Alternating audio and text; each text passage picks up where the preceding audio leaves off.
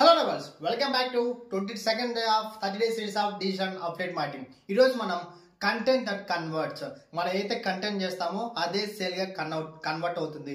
దానికోసం మనం కొన్ని పాయింట్స్ అనేది గుర్తుపెట్టుకోవాలి. అవి వచ్చేసి పెయిన్ పాయింట్ ని అడ్రస్ చేయాలి. మనకి ఏదైతే పెయిన్ పాయింట్ ఉందో ఆ పెయిన్ పాయింట్ ని అడ్రస్ చేసి చెప్పాలి. ఫర్ సపోజ్ ప్యాసివ్ హౌస్ వైఫ్స్ కి అయితే కనుక ప్యాసివ్ ఇన్కమ్ గురించి అడ్వాంటేజ్ గురించి ఎక్స్ప్లెయిన్ చేయాలి. ఓకే, నెక్స్ట్ థింగ్ ఎడ్యుకేట్ చేయాలి.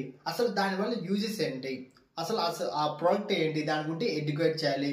అండ్ ఇంకోటి టెస్టిమోనియల్స్, ఎవరు ఆల్రెడీ ఆ కోర్స్ తీసుకొని ఆ ప్రోడక్ట్ యూజ్ చేసి ఎవరైతే టెస్టిమోనియల్స్ ఉన్నాయో వాటిని అప్లోడ్ చేయాలి. అండ్ క్లిక్ టు యాక్షన్, సిటిఏ అనేది కంపల్సరీ చేయాలి. ఫర్ సపోజ్ లింక్ కానీ కామెంట్ కానీ సేవ్ చేసుకోమని కానీ ఇలా ప్రతి ఒక్కటి వాళ్ళని ఎంగేజ్ చేయాలి. And one content equal to one action. అయితే అన్ని ఒకే దానిలో చెప్పుకున్నా. ఫర్ సపోజ్ ఇప్పుడు నేను రీల్ చేస్తున్నాను, కింద కామెంట్లో తెలపండి మీరు ఏ అఫిలియేట్ మార్కెటింగ్ చేస్తున్నారో అనేసి. ఇది ఒక యాక్షన్ అనమాట. ఇలా మనం డిఫరెంట్ యాక్షన్స్ డిఫరెంట్ కంటెంట్ రీల్స్లలో చెప్పాలి. సో లాస్ట్ థింగ్ వచ్చేసి అర్జెన్సీ అండ్ స్టోరీ టెల్లింగ్ వాడాలి.